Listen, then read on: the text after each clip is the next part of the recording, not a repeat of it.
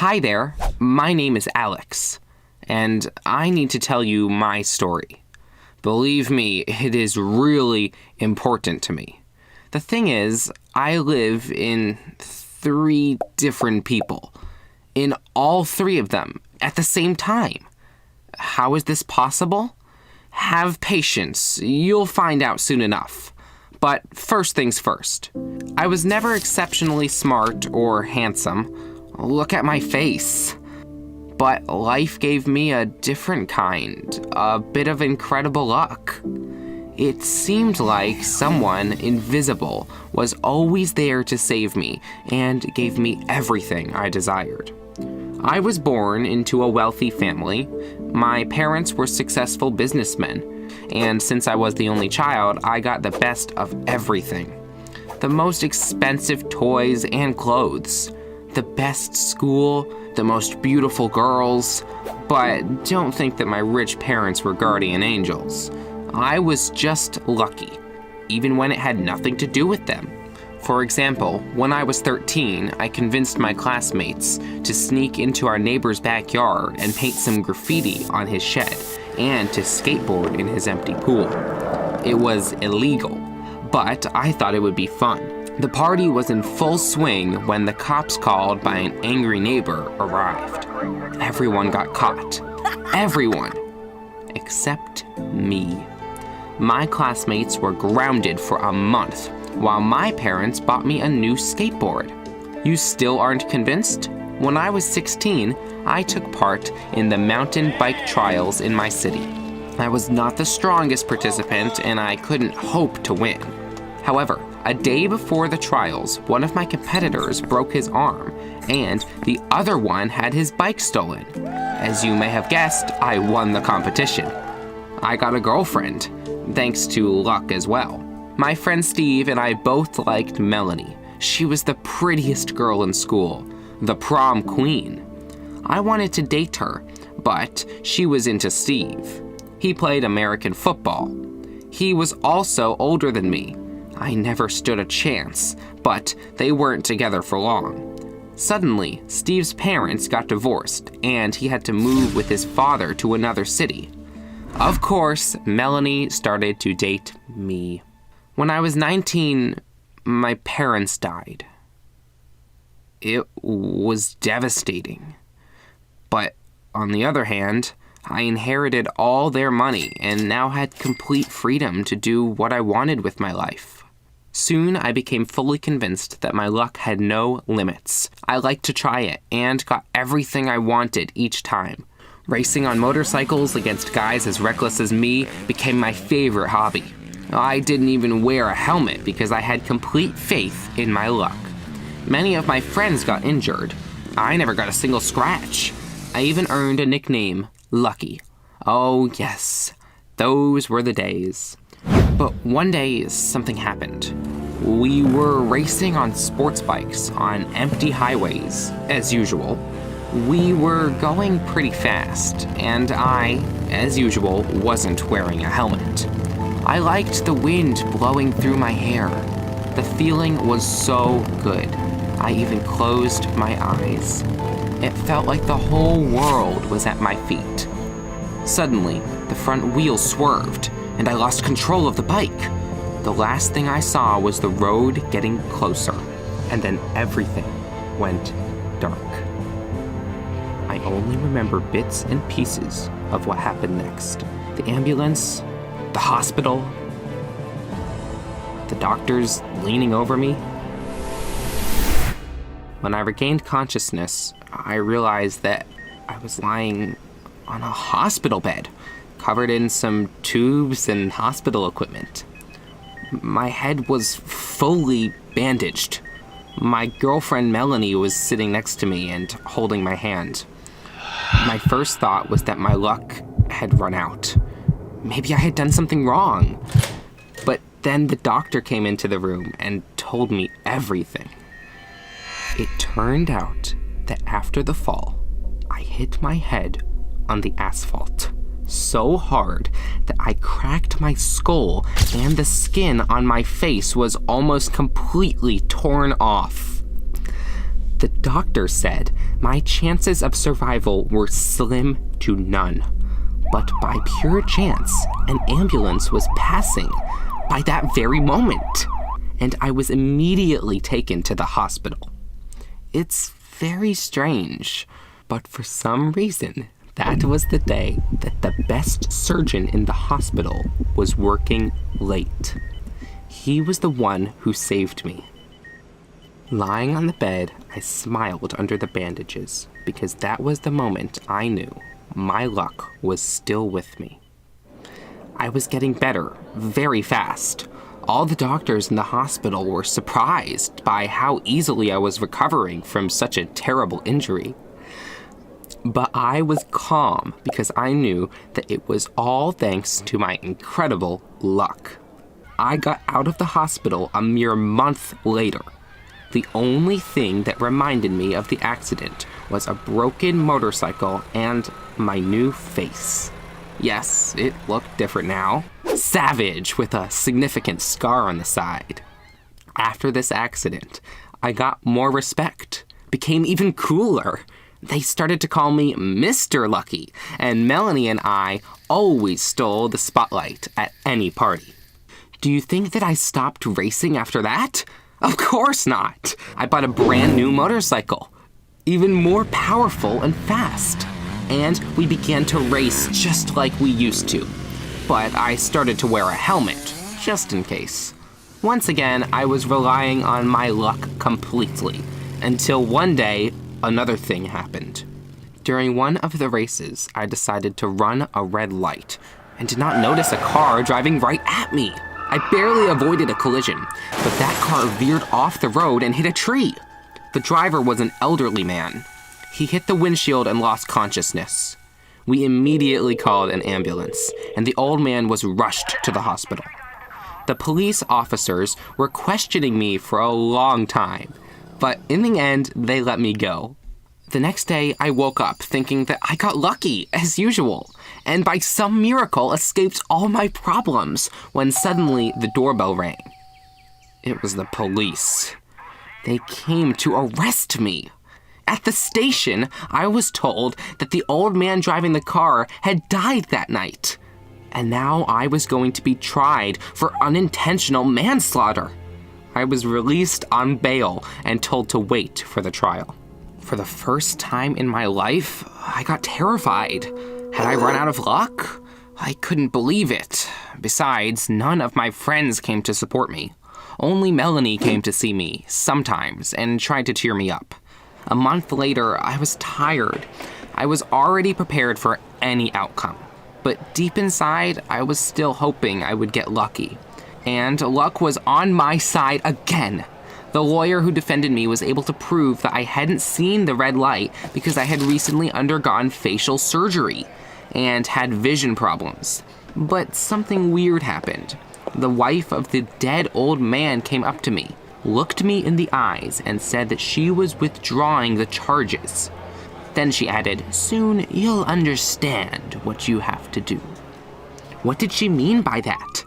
My luck saved me once again. I was released and got off with a fine. After that, I began to look at life differently. Should I stop tempting fate and always rely on luck? Yes, the luck was still on my side, but that no longer brought me any joy. That is what happened after my face changed. I started to feel that I was doing something wrong, and I couldn't get the woman's words out of my head. Soon you'll understand what you have to do. Long story short, I sold my bike and gave up racing. I didn't want to hang out with people who had betrayed me anyway. Only Melanie was still with me. However, she was always busy, and we saw each other less and less often. One day, we were sitting in a cafe and talking about this and that. I wanted to tell her about the thoughts that wouldn't leave me alone. Then I realized that my tongue was not working. I couldn't say anything. I got a terrible headache and started shivering. I saw Melanie shout for somebody to call a doctor. I slowly slid off the chair and fell to the floor. When I came to my senses, I found myself back in the hospital, lying on the same bed even. And Melanie was there again. What had happened? When the doctor came in, I looked at him and realized that things were bad. The doctor said that they'd examined my head and the results were not good. The thing is, after the accident, a tumor formed in my brain and was now pressing on the vessels, and every day the tumor was getting bigger. But the worst part was that they couldn't remove it. This news simply destroyed me. Was this the end? Where was my luck that had saved me so many times? Maybe it couldn't last forever, and I had just used up all of it. All in all, I felt awful. Melanie left and I stayed in the hospital. They prescribed me some treatment to relieve my condition. So I've been at the hospital for a month now. Every few days, the doctors prescribe me a new treatment and run some tests, but it only makes me feel worse. In all this time, I had several more episodes, and each time, the doctors brought me back to life. Melanie came by less and less often. The last time she was here last week and said we should break up. It turns out she has already been dating another man for several months. She didn't want to tell me and make me feel bad, but I'm not angry with her. It was just rotten luck she met me. And yesterday, my doctor came by. He was very sad and didn't know where to begin. He said they had done everything they could, but there was no helping me. I was dying. In the next few days, I would fall into a coma and wouldn't wake up again, and that he was very sorry. I couldn't sleep that night. I kept thinking and finally understood. After I got a different face, I became a different person. Now I know what killed me. It's not the tumor. It's the selfishness and the vanity which I justified by calling myself lucky. Many good people got hurt because of me. But I only ever thought about myself and was happy when others felt bad. In the early morning, I remembered the words of the woman whose husband had died because of me. Soon you'll understand what you have to do. And I did. If you are reading this now, it means I'm gone. My last wish was to become a donor and to donate my organs to the people who could really use some luck. I signed the documents and was told that my kidneys would be given to a woman with cancer. My liver would be transplanted to a man, and my thyroid gland to one young fellow. So it seems like I will continue to live on in 3 different people. In all 3 of them at the same time. I am very lucky that I have enough time left to do at least something good with my life. Look at my new face and remember me like this, because I have changed.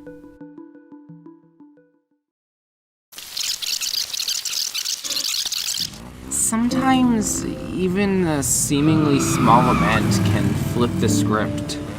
Getting lucky doesn't mean you should become reckless.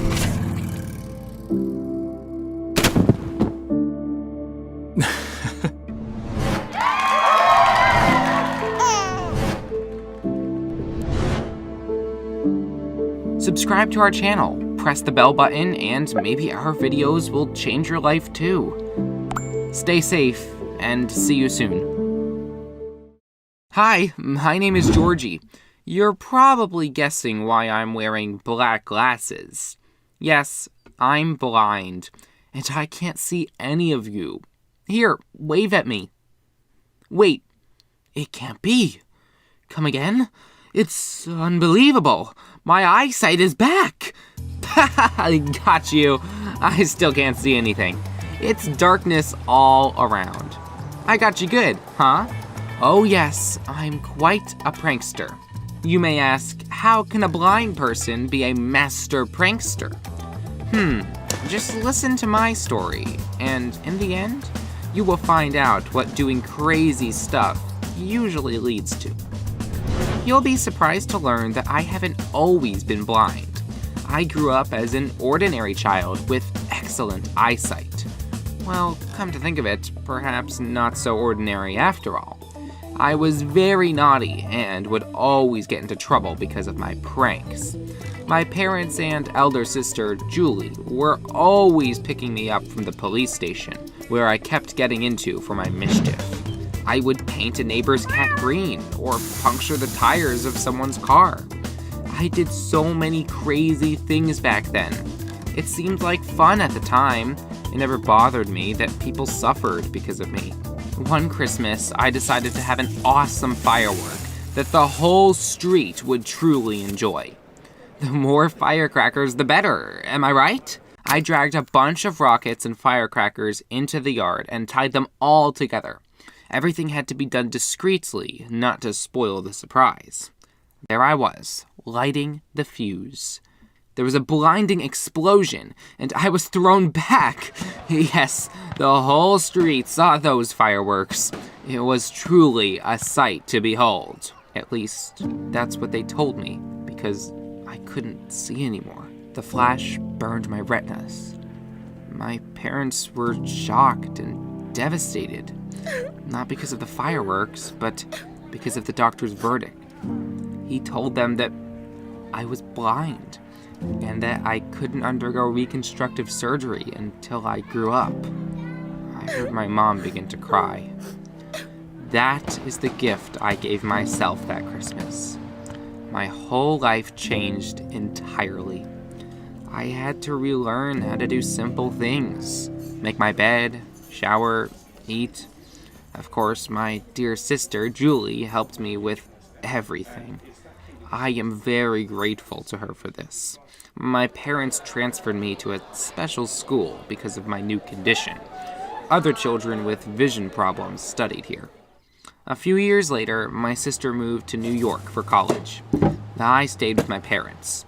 One day, the doctor who had examined me called and said that they had a new technology and could restore my vision. My parents were excited, and a few days later, I went into surgery. I didn't even know if it would help or not.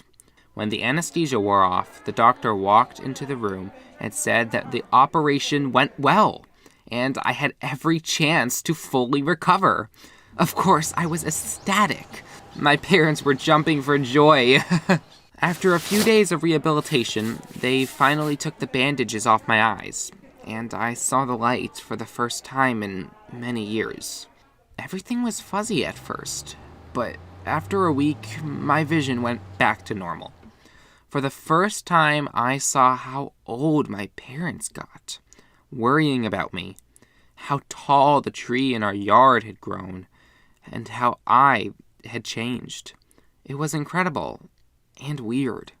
The next day, my parents decided to send me to Julie's house in New York to tell her the good news. Of course, I gladly agreed. I couldn't wait to finally see my sister. I also asked my parents not to tell her that I could see just yet. I wanted to prank her. That would be the funniest thing. When I arrived in New York, Julie met me at the train station, took my arm, and led me down the street. I saw how she'd grown, how her face had changed. It's not that she looked worse now. On the contrary, she had bloomed. And so my beloved sister and I were walking arm in arm, like we used to. And she had no idea that I could see everything. It was really cool. I was feeling like a superhero. I could feel the punchline of the biggest practical joke in the history of practical jokes getting closer. This whole situation was getting me more excited than ever. When we arrived at campus, Julie brought me to her room. I was about to take my dark glasses off and scream, "Aha! Got you!" I could simply imagine how astonished and stunned my sister would become. Suddenly, some girls came into the room. They were Julie's friends. She introduced me to them. The girls began to touch me and say, "So handsome." Too bad you're blind. Then an incredible thing happened. My sister's friends began to change. They weren't shy at all, thinking I couldn't see anything. But I saw everything perfectly. It was the coolest thing I had ever seen in my life. At that moment, I decided I would not be telling Julie that my vision had returned. Now, it truly was the coolest prank in the world. Julie was afraid to leave me alone in a strange city, so she brought me everywhere. And since she only ever spent time with her awesome friends, I was surrounded by girls. I was pretty much a plush toy for them. It suited me just fine. More than fine. I even went to their cheerleading practice once and watched their impressive moves. After that, they went to the shower. I decided to take a chance and came along. I was certain they would kick me out, but they didn't. They told me to sit right there and wait for them. Oh, don't you worry. I'll wait for you, all right. I sat there, looking at the girls through my dark glasses, and they didn't even realize why I was smiling so happily. But one day, this whole fairy tale came to an end. One evening, Julie got a call from our parents. They asked, "How did you like Georgie's surprise?" Naturally, my sister didn't understand, and then our parents told her that I could see again. Oops, surprise! I'd never seen Julie so angry before. She yelled at me and said that I was a jerk, that I couldn't pull such cruel tricks on my own family. Why had I hidden the truth from her for so long? I had to admit that I couldn't take my eyes off of her pretty friends. Julie smiled, hugged me, and said that I was a dummy, and that she was glad I had come. "Look at whatever you want from now on," she added. I asked Julie to not give me away to her friends for a while, and play along with me being blind. Julie laughed and said, "You little liar. All right, I'll keep your secret." So I started hanging out with my sister's friends again. We went to a water park together, to the gym, to the beach. I told them I was afraid to be alone, so they brought me along everywhere. I kept spying on them. One day, we all went to the country to have a picnic. We brought food, beach towels, and a frisbee to get some action. I was looking forward to a good time in the company of all those awesome girls. Everything was going so well. We decided to have a picnic on a beautiful lawn, and the fun began. The girls went to play frisbee. I said I wanted to play too. Of course, they agreed. I pretended not to see anything, ran across the lawn, and bumped into the girls. On purpose, of course. I like to fall on top of them and then apologize like I did by accident. Julie's friends did not even suspect a thing and kept laughing merrily. I got carried away and stopped paying attention to what I was doing. All of a sudden, I didn't notice a rock, tripped and went flying. Everything happened so fast that I didn't have time to put my hands out and smashed my face against a tree. From such a strong impact, my glasses cracked and darkness fell. I heard the girls scream, and my sister started crying. I felt someone lift me and carry me somewhere. I remember how fast we drove, the doctor's voices, but I couldn't see anything. Have you guessed what happened? The sharp glass shards hurt my eyes. I didn't even feel any pain. I was too shocked by what was happening. I was given first aid in the hospital and sent back to my hometown. I could hear my parents' worried voices. My mom was crying, and my dad was giving her nerve tonics. They asked me how it happens, and couldn't believe that I couldn't see anything again. The next day, we went to the doctor who operated on me. He looked at my eyes for a long time and said that I was blind again, and this time, for good. My parents began to cry. In the evening, my mother felt her heart hurt. I heard my father calling for an ambulance, the doctors talking about a heart attack, and my mother being taken to the hospital. I wanted to cry, but I couldn't. It was all my fault. After all, if I hadn't played with fireworks, if I hadn't been pretending to be blind, none of this would have happened. Only now did I realize that I was hurting my loved ones with my endless pranks. And I wanted to fix it all, but I couldn't. All I could do was pray for my mom to be okay. I promised myself that I would never upset my family with dumb jokes again. Well, that's my story. Now you know what doing crazy stuff usually leads to. The pain and grief of our loved ones. It's a shame that we realize it too late. Even though I can't see you, I know this got you thinking. You probably remembered all the things in your life you wish you hadn't done, things that upset your family and friends. I've told you about the wrong things I've done, and now it's your turn. Subscribe to the channel and share your stories. After all, I want to believe that I'm not alone in this. Hi, I'm Mary, and I'm 16. Tell me, do you like movies about the zombie apocalypse? Aren't you afraid of The Walking Dead? You're cool, but I'm afraid. What do you think? Can this really happen? And would we have to run and hide from the crowd of zombies? Write in the comments below. Meanwhile, I'll tell you my story about what I found at home and how it all ended. It started after my parents and I moved to another city and settled in a new house. It was an ordinary 2-story townhouse with a green lawn and a backyard barbecue. I'm sure many of you have the exact same ones. But one day, when my parents weren't home, I found something secret in our house. I was going down the stairs to the first floor when one of the steps creaked strangely. Why did this particular step make sound?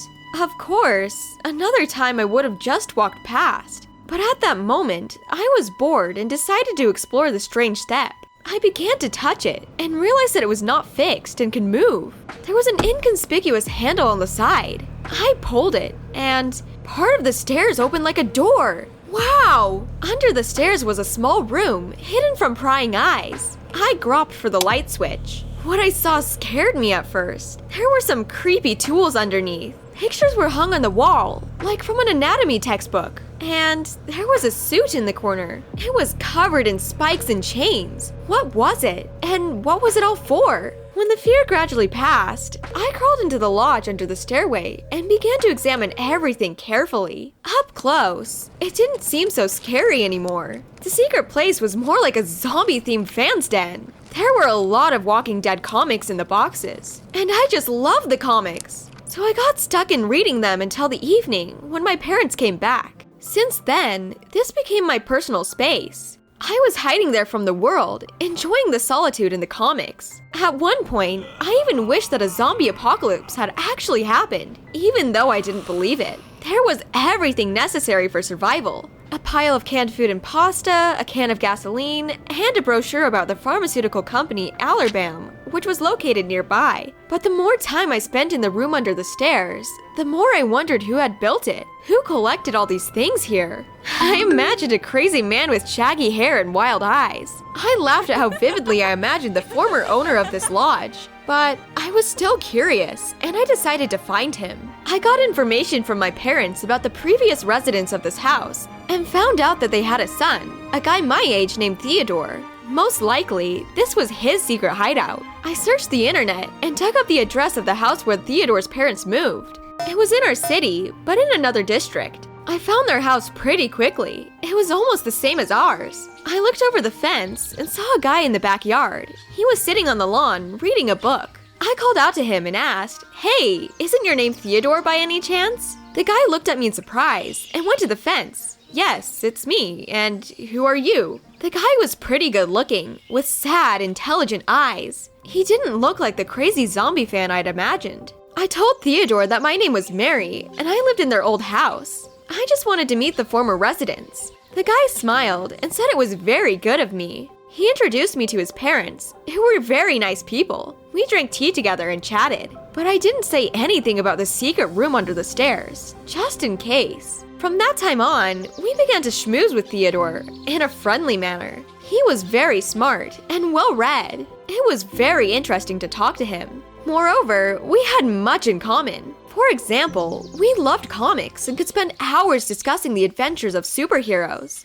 Once, during such a conversation, I asked, "Theo, aren't the zombie comics in the room under the stairs yours?" He thought to himself for a moment and said he didn't remember. It was strange to me. After all, I was sure it was Theodore who had set up the secret lodge. So one day, when my parents were not home, I invited him to visit me. I told him there was a surprise waiting for him and opened the door to the room underneath. Theo was so surprised, as if seeing the room for the first time. I turned on the light. When Theodore had examined everything that was there, he said, "Wow, this is so cool." He took a look at everything. I still didn't understand why the guy didn't remember anything. Maybe he didn't set up this den after all. But my doubts quickly disappeared when Theo suddenly said, "I think I remember. These are my comics. I haven't read them for such a long time." So we started reading zombie stories together. It was so great that we didn't notice when my parents came home. Of course, they didn't find us in the shelter, and we sat under the stairs for hours and laughed softly. In general, we increasingly began to spend time in our shelter in case of a zombie apocalypse. Finally, Theodore recalled everything. How he collected all these things, how he spent time here. He even told me about the conspiracy theory he was investigating. It was about the pharmaceutical company Allerbam, located in our city. Theo found out that they were doing some research there and were preparing to release a new drug that would turn everyone into zombies. I laughed and said he was just a dreamer, but Theodore answered seriously, "You don't believe me? No one believes me, but it's true." I didn't snicker at him anymore. Theodore just had a fertile mind. He spent more and more time in the lodge under the stairs, drawing something, making something. Sometimes I would come home from school, and he was already in the secret room. He stayed over there, and it started to scare me a little. Theo became nervous and restless, and I decided to stop it and not bring him here again. But before I could, Theodore disappeared. I just looked under the stairs one day, and he wasn't there. Along with him, some of the items disappeared. I was uneasy about it. Not that I felt sorry for the missing junk, but why would Theodore want it? And I felt that something bad might happen, so I rather ran to the guy's house. Theo's mom opened the door and said he wasn't home. And for a long time, she was very concerned herself. But after I told her about the secret room and what Theodore and I had been doing lately, she was horrified. "What have you done?" His mother screamed. She started running around the house and making phone calls. "What's going on?" I asked, surprised. And then the woman told me a terrible story about her son. It turned out that when they lived in that house, he found a storage room under the stairs and made it a den for himself there. The parents didn't mind. Theo always loved comics, and especially zombie themes, so we made a fan club there. At first, everything went well, but over time, he became obsessed with the idea of a zombie apocalypse. And when he finally went crazy, he took a can of gasoline and went to the building of the company Allerbam to start a fire. He seriously believed that they would turn everyone into the Walking Dead. There, of course, he was stopped by the police and sent to a psychiatric clinic for treatment, where he spent 6 months. His parents had to change their house so that nothing else would remind him of the zombies. And then, I had realized what I had done. I refreshed Theodore's memories about what the doctors had tried to erase from his mind, and he went back to his old ways. It was urgent to save him. Theo's mom and I got in the car and drove to the pharmaceutical company. Of course, he was there and tried to do something stupid again. Now he was exactly what I had imagined him to be at the beginning. Disheveled, mad, wide-eyed. I was scared, but I shouted anyway. "Theo, stop! You're making a mistake!" But he answered grimly, "You don't understand. Soon they will release a new medicine, and everyone will turn into a zombie." Theo's mom tried to talk him out of it too, but he wasn't listening to anyone. I can't imagine how it would have ended if the police hadn't shown up and grabbed Theodore. He shouted to be released, but the police put him in a car and took him away. When it was all over, the guy's mom came up to me and said with tears, "I forbid you to approach my son. Do you hear? Otherwise I'll sue you." She left, and I stood there for a long time, wondering what had happened. Of course, I wasn't going to get involved with this guy again after all I've learned. But how had I not recognized before that he was crazy? When I got home, I decided to get it over with and throw all the zombie stuff out of the lodge under the stairs. I might even sell it online to fans like Theo. Then, I accidentally saw a news item in the feed on my phone screen. The pharmaceutical company Allerbam, after long research, finally released a new drug. What? I felt a little dizzy. No, of course, it's all nonsense. But what if Theodore was right? I don't believe in a zombie apocalypse, but I decided not to dismantle the secret room downstairs yet. And do you think Theo is healthy? And we're all crazy and don't know where our world is going. Share my story, because I don't know what to do. Hi everybody, my name is Harper, and I'm 16 years old. I can see how surprised you look, so let me tell you right away. This is not a Halloween costume. I actually look like this. Because of albinism, I lack the melanin pigment, so my hair and skin are white. And my eyes are different colors because I also have heterochromia iridium. Doesn't it look pretty? Do you want to know how people react to me? Oh, it can be a real nightmare sometimes. Come on, subscribe to the channel and I will tell you my story.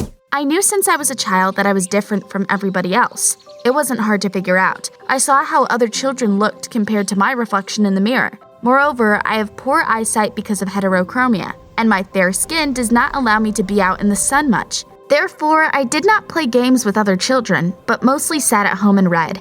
Over time, I got used to being alone, and my friends were replaced by Harry Potter books. It was better that way, really. At least no one bothered me with questions anymore. I was sick and tired of explaining to everyone what was wrong with me. At some point, I got so tired of it that when a boy on the street asked why I looked like that, I told him that I had been kidnapped by aliens. The boy got very scared and ran away. That's when I realized how to get rid of all the curious people. I told them I was an alien or a mutant or even an elf. Not everyone believed me, of course, but they didn't ask any more questions after that. As you can see, I didn't really like talking to people. I didn't have any friends, but that didn't bother me at all. It all began the day we moved to another city and I had to go to a new school. You probably know how frustrating it is to be the new girl in class. Everyone's looking at you and you don't know anyone. Long story short, I felt very uncomfortable and anxious. The new teacher, Miss Warnos, realized it and supported me.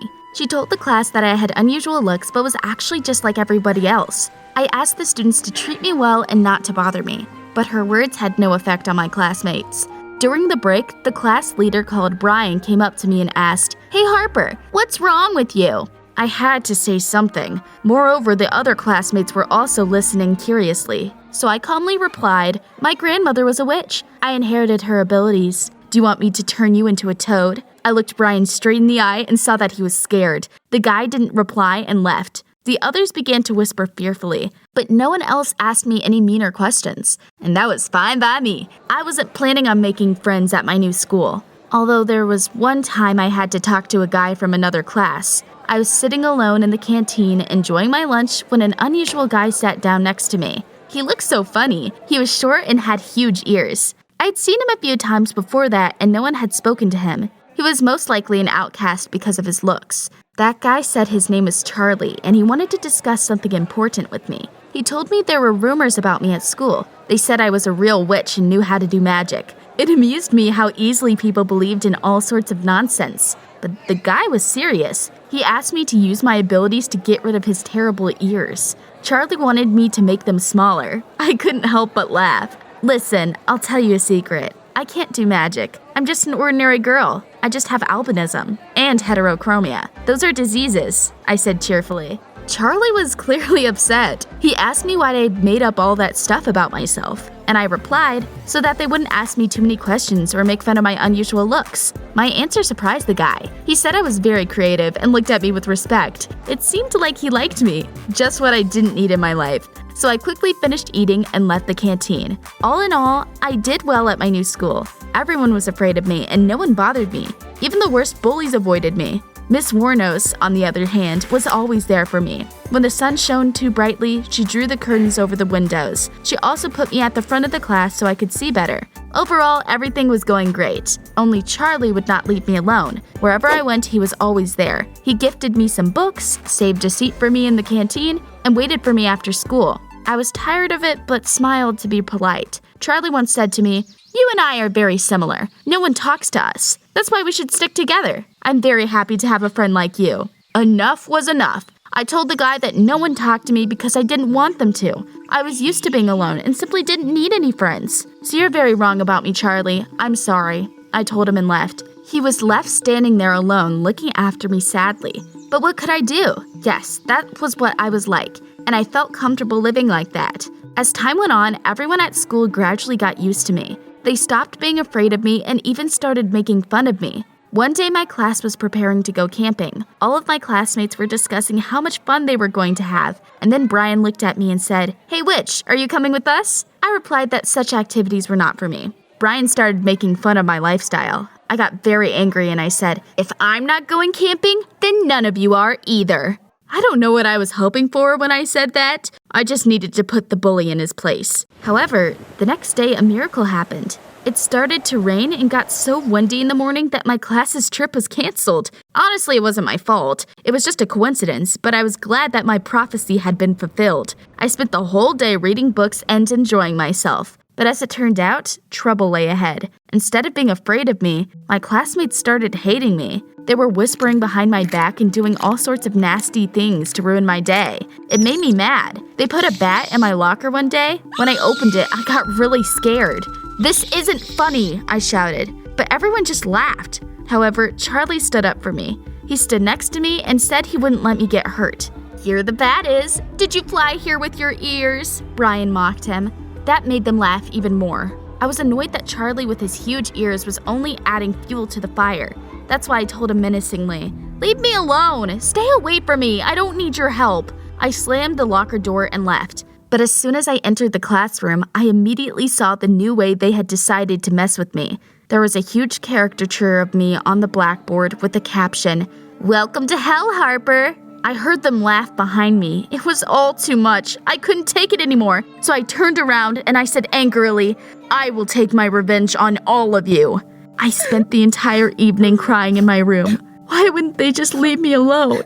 I didn't wish harm on anyone. I just wanted to be ignored. What happened the next day was a complete surprise to me. I came to school and went to class as usual, but there was almost no one there. "Where is everyone?" I asked, surprised. Miss Warnos replied that most of the class had fallen ill and stayed at home. I felt uneasy. I remembered my words from the day before. "I will take my revenge on all of you." And now my bullies were at home with a stomach flu. What an incredible coincidence, considering I hadn't done anything. I sat in class and felt that something bad was about to happen. And I was right. After lunch, Miss Warnos said the principal had asked me to come to his office. When I got there, I found out that the parents of 6 students had called and complained to him about me. The principal said that they were all saying that I had cursed everyone. But that's not true. I didn't do anything. I got scared. The principal said that he didn't believe any of that nonsense either, but the parents of almost all of my classmates were demanding that I be kicked out of school. What? It couldn't be. I was shocked. Miss Warnos tried to comfort me. "Don't worry, Harper. I'm sure things will get better at another school for you. There won't be such evil kids there." I left the principal's office and started crying. Why had they done it to me? It hadn't been my fault. Someone was just taking revenge on me. And then I thought of Charlie, that big-eared jerk. It had definitely been him. I ran around school looking for Charlie, and when I found him, I grabbed him and I started shaking him. "They're kicking me out of school because of you. Admit it. It was you." The guy looked at me dumbfounded and pretended not to understand. "You've done something to my classmates to get back at me because I didn't want to be friends with you." When he heard this, Charlie became sad and told me, "Yes, you're right, it was me." I grabbed his arm and dragged him to the principal. I wanted him to come clean, and Charlie didn't deny anything. He told the principal that my classmates were sick at home because of him. It hadn't been my fault. The principal looked very surprised and said, "This is a serious crime. I'm calling the police." We sat in the principal's office and waited for Charlie to be taken away. He lowered his head and said nothing. I even felt sorry for him, but it was his own fault. A police officer arrived half an hour later. He had been told what the matter was and said he wanted to see the surveillance footage. The principal turned on the video and we all watched it together. But what we saw made everyone open their mouths in shock. A camera in the canteen had caught someone pouring medicine into the students' food. And it hadn't been Charlie. It had been Miss Warnos. Wow, so that's who was to blame. The police officer immediately arrested the teacher. When they took her away, she shouted, "You don't understand anything. Her eyes are different colors. She brings misfortune." As it turned out, Miss Warnos was very superstitious and believed that people with heterochromia were cursed. It came as a real shock to me. I couldn't believe that in the 21st century, people still believe such nonsense, especially school teachers. Miss Warnos had decided to get rid of me that way. Fortunately, everything ended well. They didn't kick me out of school, and I made up with my classmates. Everything went back to normal. Only one thing keeps bothering me. I feel bad about Charlie. After all, I made him confess to something he didn't do, and he did it for me. What should I do about it? Write in the comments what you would do in my place. Hi guys, I'm Henry, and I'm 13. This will be my tattoo story. Of course, it's illegal to do them before the age of 18, but look what I have. and I got it tattooed by the coolest artist in our city. Do you want to know who it is? Then subscribe to the channel and watch my story. I've always loved drawing, and I was really good at it, even though I never learned it. Beautiful, isn't it? Probably this talent was passed down to me from my father, who was a painter and worked as a tattoo artist. He created dragons and all sorts of ornaments and motorcycles for the customers, but I never liked his drawings. They were hackneyed old hats. I used to spend a lot of time in my father's parlor and also wanted to become a tattoo artist. My dad liked my wish, so he gave me a piece of paper of an artificial leather and an old machine to practice with. I put hours in doing this, and very soon I started to know the onions. I knew which ink was the best, how to fix a tattoo machine, how to treat a tattoo so it would heal faster. I felt I was ready to work with real clients, and I told my father about it. But he said that it was not enough. I had only gained technical knowledge, but I still needed creative skills. I must have learned to draw beautifully and correctly, but I could already do it. And I showed my dad the tattoo sketch that I'd been drawing all night, but he laughed. "No, Henry, it's just a scribble. Go to the School of Art. They'll teach you everything there." Why did I need art school? I could do everything. My father just didn't see that I had my own cool style. That's what my friend Benji used to say when I showed him my sketches. Adults don't always want to acknowledge what their children are doing because they're just jealous of them.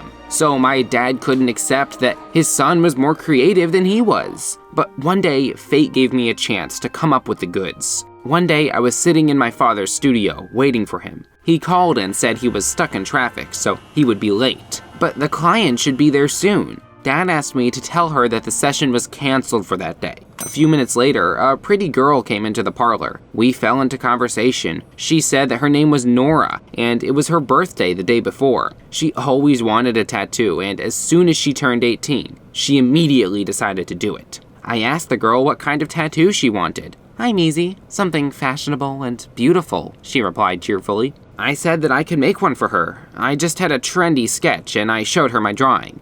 "Aren't you too young to make a tattoo?" she asked uncertainly. I confidently pulled on my gloves and turned on the tattoo machine. "Don't sweat it. You're with the best tattoo artist in town," I said. Nora smiled and laid down on the couch. I was a little worried because I was making my first real tattoo, and if I had made a mistake, it would have remained on the girl's body forever. All the more reason to hurry. My father might be back any minute. So I was extremely focused. For the first time, I decided to limit myself to a small drawing, and after a while, it was ready. I was tickled pink with my work. The girl also liked my tattoo. "Cool and edgy," she said. I treated her with ointment and put a bandage on it. Nora said she liked me very much. I was serious and confident, not like other guys. We said goodbye and she ran away. How glad I was. This was my first experience, and it came out more than successful. In the evening, when my father returned home, I could not hide my delight and told him what happened that day. But instead of praising me, he started swearing. "What have you done? You can't doodle people! I forbid you!" he shouted. "But the girl liked my drawing," I began to defend myself. My dad said people would laugh at my tattoo and the girl would come to her senses. She would come to the parlor and make a scene. Tattoo artists should be responsible for what they do. I said that my father didn't know anything about modern styles and I knew what I was doing. Anyway, we had a big fight that night. And you know what? My father was dead on, but not about everything. Nora did return to the parlor a week later, not with acclaim, but with gratitude. She said that all her friends liked my drawing so much that she decided to get another one of these tattoos. The surprised father asked the girl to think carefully. After all, with age, her taste might change. Nora harumphed and left. I couldn't miss another chance and rushed to catch up with the girl. I said I would do what she wanted. We exchanged phone numbers and agreed to get in touch. I spent the whole night drawing a tattoo sketch for Nora. I really liked what I had in the end. I was the creator of a new tattooing style. The next day, I waited for my father to leave again on business and called the girl. Half an hour later, she was back on the couch, and I was working on her tattoo. During the session, we chatted with her to avoid being bored. Nora told me about herself, and I shared with her my life plans. Despite the age difference, we were interested in each other. Soon, the tattoo was ready. The girl looked at it and said that I had a great talent. It turned out to be very cool. I was very pleased that she praised me. I asked her whether she would mind if I called her sometime. Nora kissed me on the cheek and said that she'd be happy too. We started to call up and communicate frequently. One day, she told me that the tattoo I made wowed her friends, and some of them even wanted to get the same ones. I was thrilled. I had my own fans from now on. So I decided to act. I had a good amount of cash in my piggy bank. I made a list of everything I needed and asked Nora to buy me tattoo equipment. I couldn't have bought it all myself, but the girl went to the store for me and brought a big box. Now I was a real tattoo artist with my own accoutrements. Well, then my work began. I drew sketches at night, and during the day, after school, I tattooed clients at their homes. First, it was Nora's friends. Then they told their friends about me, and the information started to spread on the grapevine. Everyone liked what I was doing, and new orders came in one after another. I had even more clients than my father. My drawing style was now a fashion trend. Yes, I started dating Nora. She was comfortable with the age difference. She liked that I was so talented and made my own money. I started buying all sorts of cool things and was immediately noticed at school. When everyone found out that I was a real tattoo artist and my girlfriend was 18, I immediately turned into the most popular guy. My friend Benji used to say that I was not just talented, but brilliant, like Andy Warhol or Jackson Pollock. Oh, yes, it was true. One night, I drew a sketch so cool that I decided to not give it to anyone, but keep it for myself, I thought. All real tattoo artists have drawings all over their bodies, and I don't have any tattoos yet. So I asked my father to let me turn my sketch into a real tattoo. Dad flatly refused to do it. Not only is this not a drawing, but a daub, so you are also a minor. I don't allow you to get a tattoo, he said. I was offended. He didn't understand how cool my drawings were and how much people liked them. By the end of the month, almost 50 people got my tattoos. Rumors about a young and fashionable master were flying around our town. Other tattoo artists even started repeating after me. I became a style icon. But one night, my secret was revealed. My father showed me a photo of one of my tattoos and said angrily, "Henry, what is this? A guy with this tattoo came to me today. Where did he get it?" I had to own up everything. My dad started yelling that I was making a big mistake. Not only did I doodle people, but also didn't observe sanitation. I was offended by his words and replied that I was doing everything right and he just didn't understand modern artists. I was so angry with my father that I got a tattoo that night by myself. But when it healed, I started showing my drawing off at school. Benji was surprised. "But you're not 18 yet. You can't get into a jam." "No big deal. I am a true artist, and this is my style," I replied. But my self-confidence quickly faded when people from the guardianship department arrived at school after lunch and took me to the station. It turned out that one of the teachers saw my tattoo and called them. My father was waiting for me at the station. He was charged with improper childcare. I replied that I was an adult and had done the tattoo myself. My father didn't know anything. Somehow this case was hushed up. At home, I had a serious conversation with my father, which ended in a quarrel. But wait, there was more. Just a few days later, I got a call from a local TV channel. They said they heard a story about the youngest tattoo artist in town and decided to make a report about me. Oh, that was very nice. Of course, I agreed. I also called Nora to share my success. The camera crew with the reporter arrived quite quickly. They filmed Nora and me and our tattoos. Then I talked for a long time about how I invented my own cool style and how I became popular. At that moment, I was basking in the glory. I was famous. The TV crew shot everything and left. Nora and I went to a cafe to celebrate the event. In the evening, this report was broadcast, and the next day, it was already on the internet. I was happy. The whole world would know about me. But then something happened that I could not have expected. Instead of admiring my work, users started ribbing on it. Look at this squalor. Can this boy draw at all? Who gave him a tattoo machine? These were the most innocuous comments. I was surprised and upset. What's happening? Even the most famous tattoo artists began to post my drawings on their channels with captions,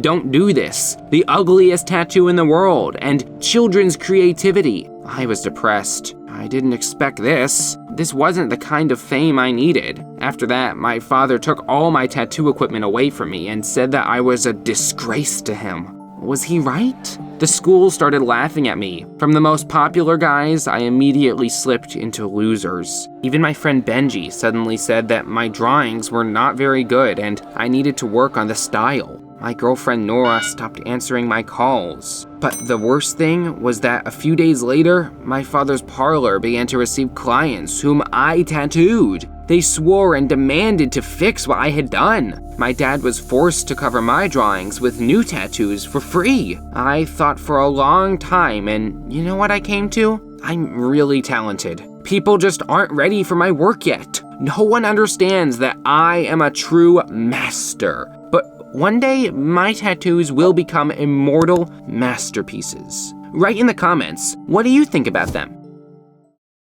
Hi everybody, my name is Jacob and I'm 15 years old. You have probably realized already that I have a younger sister. Her name is Ariana, and our parents love her more than they love me. I've noticed that the youngest siblings are always the parents' favorites. You probably have as well, but what can one do about it? Well, I have an answer to that question. Subscribe to the channel and I will tell you the story of how I fought for the attention of my parents and what came out of it. When I was little, I had all of my parents' attention. I was the only child in the family after all. I was pampered, they never punished me, and indulged all of my whims. What a life I was living. But then Ariana was born, and everything immediately turned upside down. It was as if they'd forgotten about me at once. They started paying attention only to her. My sister became the most important person in the family. Mom and Dad waited on her hand and foot. I thought our parents would calm down when she grew up a bit and love us equally,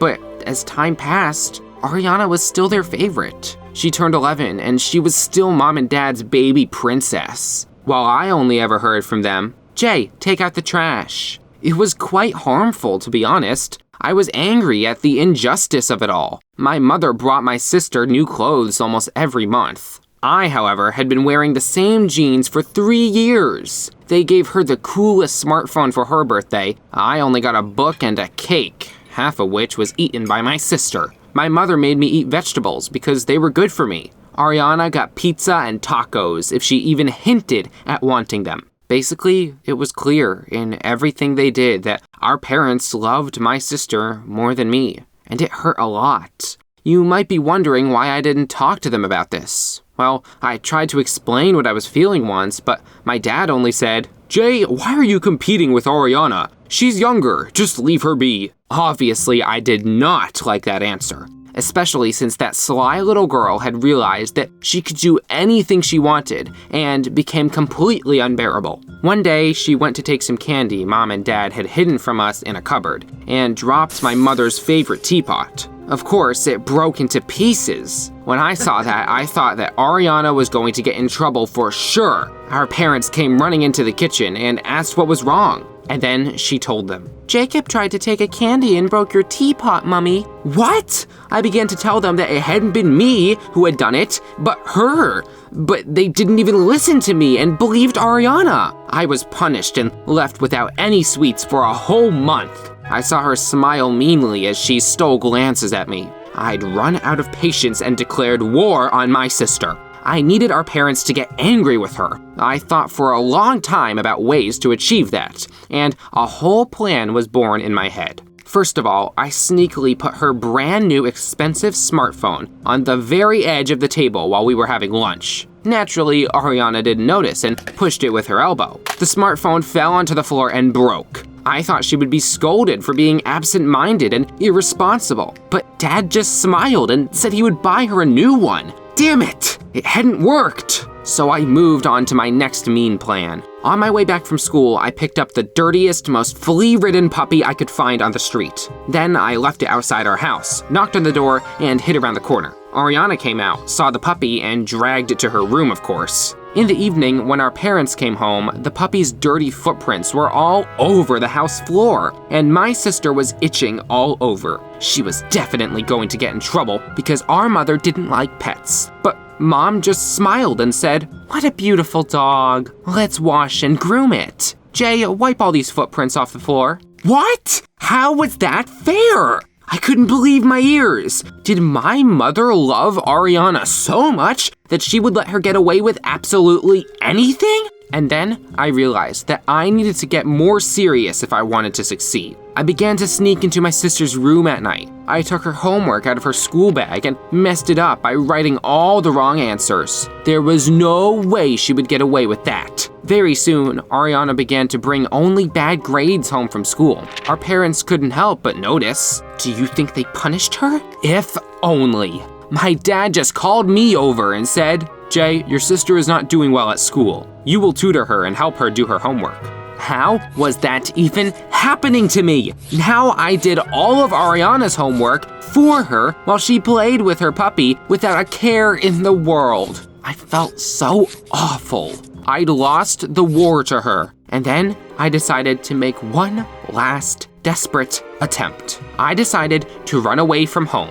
Maybe if I disappeared, Mom and Dad would realize how bad they would feel without me and start to value me. So, one evening, I put some food, warm clothes, and the book they had given me for my birthday into my backpack. I wrote a farewell note, left it on the table in my room, and left. I didn't know where I was going or how long I would be on the run. I hadn't thought my plan through, really. I just walked down the street and thought at that very moment, my mom was probably coming into my room and noticing that I wasn't there. Then she would find the note. I imagined her getting scared and calling for Dad. Together, they would start calling all of my friends, trying to figure out where I might have gone. And awful Ariana would understand that it had all happened because of her. Such thoughts made me feel warm and happy. I looked around and realized that I had gone quite far from home. So far that I didn't even know where I was. I had been so deep in my thoughts that I hadn't noticed how I got lost. No, I needed to stay calm. I simply needed to turn back around and walk until I reached a familiar street. I put on my headphones, turned on the music on my smartphone so it wouldn't be so boring while I walked. Meanwhile, night had fallen, and it had gotten quite dark. The further I went, the surer I became that I was going in the wrong direction. I found myself in some dark part of the city. There were rundown buildings and fences all around me. I had no idea where I was or which way my house lay. To be honest, I was scared. I could just make out some frightening silhouettes in the darkness, staring at me. Who were they and what did they need? At that moment, for the first time, I wished I hadn't run away from home. I imagined that right at that moment, my parents and the police were searching the area for me. Mom was probably crying and Dad was scolding Ariana and saying it was all her fault. I decided that I taught my family enough of a lesson and it was time for me to go home. But in which direction was I supposed to go? I had no idea where home was. Public transport was no longer running. I was too afraid to ask anyone for directions. Who knew what sort of people were roaming the streets in the dark of the night? A couple hours after that, I realized that I was terribly tired. I decided to get over my pride and call my parents. But when I took out my phone, I saw that the battery had died. I had been listening to music for so long that it had run out. That's when I truly got scared. I realized that running away from home had been a really bad idea, and that finding yourself in a hopeless situation was terrible. I spent the whole night walking around the city in search of my home. It was only in the morning that I accidentally saw a familiar building. I quickly found my way from it and was soon standing in front of the door of our house. I was so tired, completely wiped out. Still, I was proud of myself for having taught my parents a lesson. They'd probably also stayed up all night looking for their son, and now they would hug me, relieved. But as soon as I got home, I was immediately struck by the silence. The living room was empty. Where was everyone? I went quietly into our parents' bedroom to find my mom and dad and saw them calmly snoring. My sister Ariana was also sleeping as if nothing had happened. I hadn't been expecting that. I found the note I had written in my room, untouched. That's when my mother came into my room, looking sleepy. She saw me all dressed, carrying a backpack, and calmly said, "Oh, Jacob, are you ready for school already? Don't slam the door when you leave. We'll sleep some more." It was a fiasco. They hadn't even noticed my disappearance. Who had I run away from home for? I realized that I couldn't change anything. Mom and Dad would still love my little sister more, no matter what I did. I decided to accept it and just move on. But fate is real, and just a few days later, it brought me quite a surprise. One night, our parents were especially solemn at dinner, and my father said, "Jacob, Ariana, your mother and I have some news for you. Soon, you will have a brother or a sister." Wow, my mother was pregnant. Ariana screamed with joy and hugged her, and I looked at my sister and smiled maliciously. She didn't know what she was in for yet. Very soon, she would no longer be the youngest. Have you guessed what happened next? When our little sister Mia was born, my parents completely switched to caring for her. Ariana immediately stopped getting the attention and love she had been so used to. Dad made her take out the trash and do the cleaning, and my mother told her to eat vegetables because they were good for her. Finally, my sister felt what it was like to be me, how difficult it was for her. However, I no longer felt happy that she had got what she deserved, but genuinely sorry for her. One day, she came to my room in tears and told me that Mom and Dad didn't love her anymore. I hugged Ariana and said it wasn't true. They loved us all the same. The elder children simply became more mature and responsible in their eyes. Someone who could be independent. That's why they gave all of their attention to the younger ones. Maybe I really should grow up a bit. What do you think? Write in the comments down below. After all, your family's story might be quite similar to mine. Hi, my name is Gabriel, and I'm 15 years old. I have a story to tell you that you might want to hear. It's about me, my sister Skylar, and her big secret. It is very important to me. But no matter what, my mom absolutely can't find out, because if she sees this... But let's start at the beginning. The thing is, our mother is very strict and has a short fuse. If she didn't like something, she would immediately start berating and punish my sister and me. And she didn't like a lot of things we did. She wouldn't let us go to parties, be on the internet, or dress to stand out. I do not know why, but she considered such things to be evil and vulgar. It is little wonder that our dad couldn't stand it and left. Skylar and I stayed to live with our mother and had to endure her temper every day. Skylar had it worse because she was older and a girl. Our mother had impossible standards for her and scolded her much more than me. I could see how much it hurt my sister, but she couldn't do anything and listened to each scolding in silence. And then, one day, she closed herself off from people and turned very serious. I couldn't understand what was going on with her until I noticed the bruises on her legs. But where could they have come from? I asked Skylar about them, but she said it didn't matter. It seemed to me that she was hiding something from me. But what? The weird things didn't end there.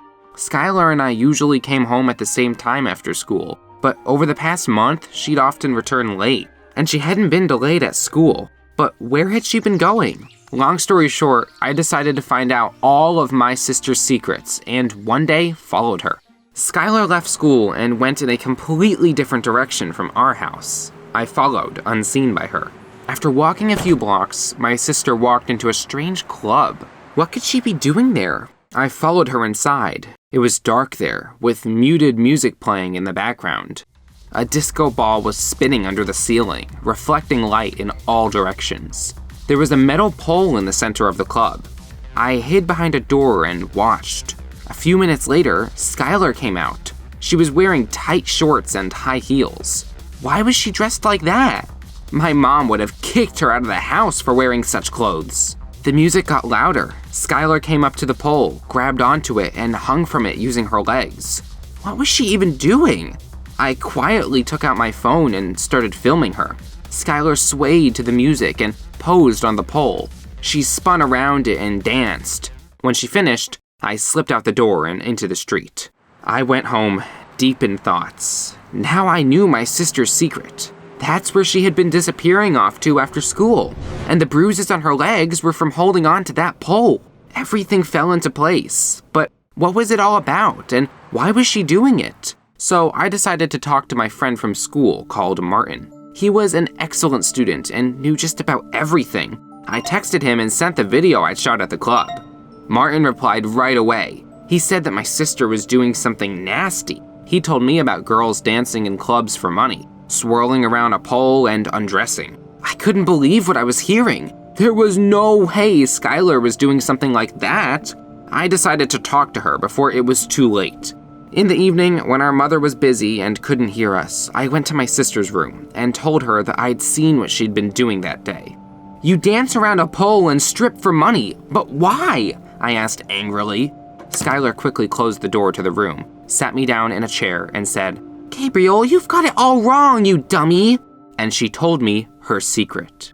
It turned out that what she was doing was called pole dancing, and there was nothing dirty about it. It was an acrobatic type of dance. She did not undress at all, and on the contrary, it was paying her money to be taught all the moves. Yes, many people mistakenly thought that it was a shameful activity. That's why Skylar kept her passion a secret.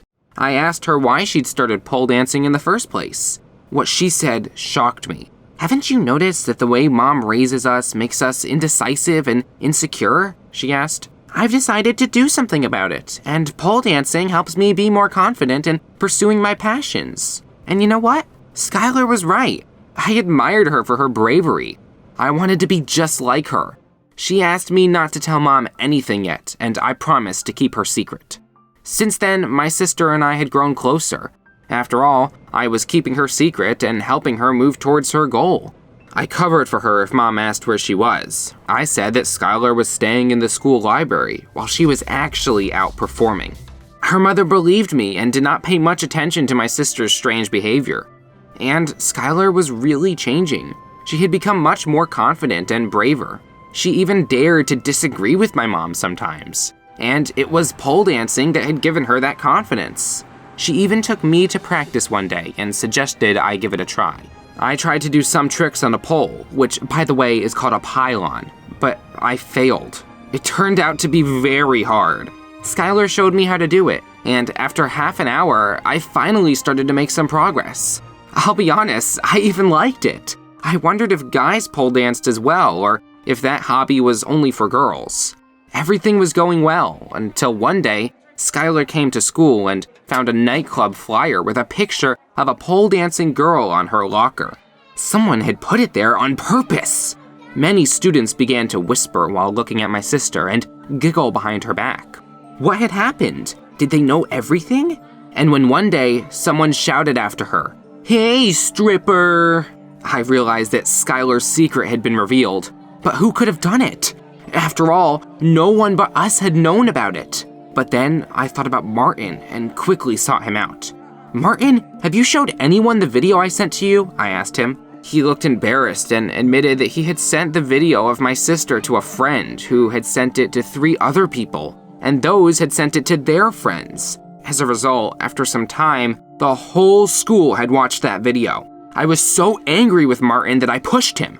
"Do you realize what you've done?" I shouted angrily. "What's the big deal? Let everyone know that your sister does dirty things," argued Martin. I completely lost it then.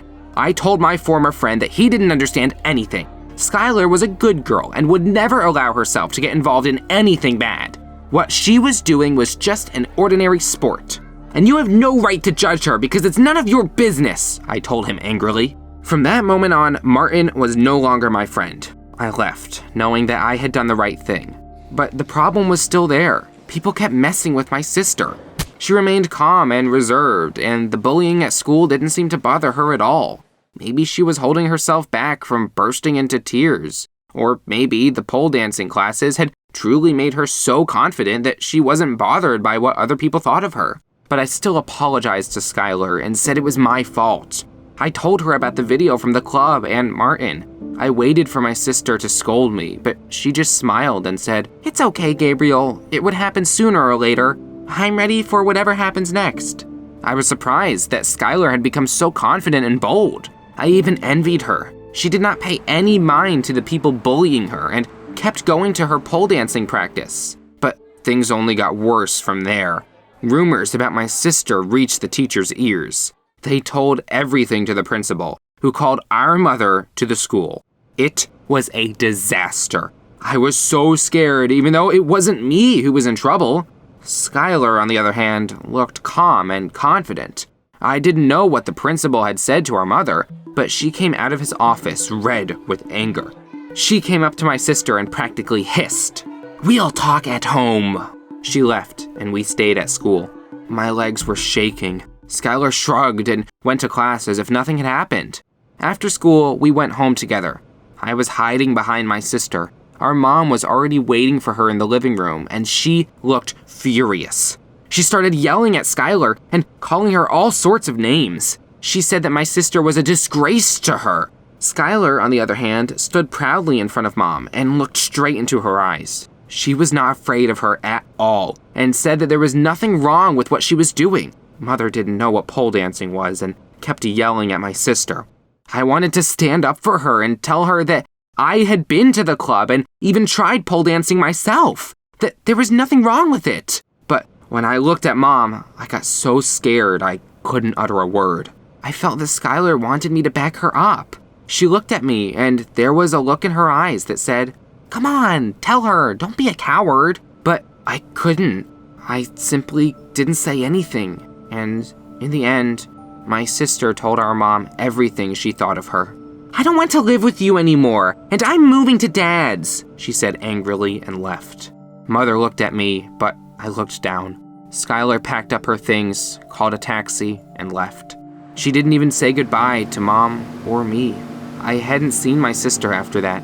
She didn't show up at school. A while later, I found out that she had moved to another one. I went to the club where she had been pole dancing a few times, but she didn't come back there either. Had she given up on her passion? I wanted to believe that Skylar had just moved to another club, but I still feel guilty. After all, I was a coward and did not support my sister, while she was brave and stood her ground. I still lack self-confidence. What do you think I should do to become more like Skylar? Write your ideas in the comments. Hi everyone, my name is Felicia and I'm 18 years old. I want to tell you a story that happened to me not that long ago. It began quite innocuously and even seemed like fun at first, but in the end changed the lives of 6 people at once. Do you want to know what happened? Then subscribe to the channel and listen. I had already been studying at a prestigious college for a year. During that time, I'd made many friends and grew particularly close to 5 of them. My best friend Courtney, Rory, the coolest guy in college, Martin, a really clever guy who studied in the same group as me, Bree, my roommate, and my beloved boyfriend Derek, whom I'd met literally on the first day of school. We went to a lot of parties and generally spent a lot of time together. I was from another city and at the end of the school year, went home to my parents for the holidays. I really didn't want to leave my friends, but there was nothing I could do. My mom and dad had missed me and wanted to spend time with me on a sea cruise on our yacht. I spent the whole cruise texting Derek and promising to see him soon. Finally, the holidays ended and I went back to college. I couldn't wait to see my friends again. But most of all, I wanted to hug my boyfriend. After all, we just had a big anniversary. We'd been dating for a whole year. I knew Derek had prepared a surprise for me. I wanted to know what it was at once. So one night, I threw a party on our campus and invited all of my closest friends. We bought food and lots of cocktails and told each other how we'd spent the summer. After we'd eaten all the pizza, I suggested we play Truth or Dare. I wanted Derek to choose truth and tell me about the surprise he'd prepared for me. They immediately agreed to have some fun. Courtney went first. She chose Dare and was told to insult me, her best friend, for a full minute. Oh, the things I heard about myself. Courtney was doing her best and everyone else was laughing. When she finished, she immediately said, "Felicia, don't be mad, it's just a game." I said we were cool because I knew my best friend couldn't have been talking seriously. Then it was my turn, and I also chose Dare. You have to kiss Martin, Courtney said cheerfully. Oh no, he was my friend. But I'd suggested playing the game myself, so I moved closer to Martin and kissed him. For a moment it felt like he really didn't mind, but I decided I'd probably imagined it. Martin, now you, truth or dare, I asked ominously. He looked a little scared and said that he was choosing Dare. Then take your clothes off and run around the campus in your swim trunks, I laughed. Martin started to chicken out and asked me to think of another dare, but we did not give him a chance to refuse. Everyone shouted for Martin to do it. He had no choice and started to undress. It was really fun. We watched Martin run around campus and scare random students. I was laughing so hard I had tears running down my face. Bree was next. She seemed very scared and didn't know what to choose, but finally chose Dare. She had to go to the administration building, knock on the door of the principal's office, and run away.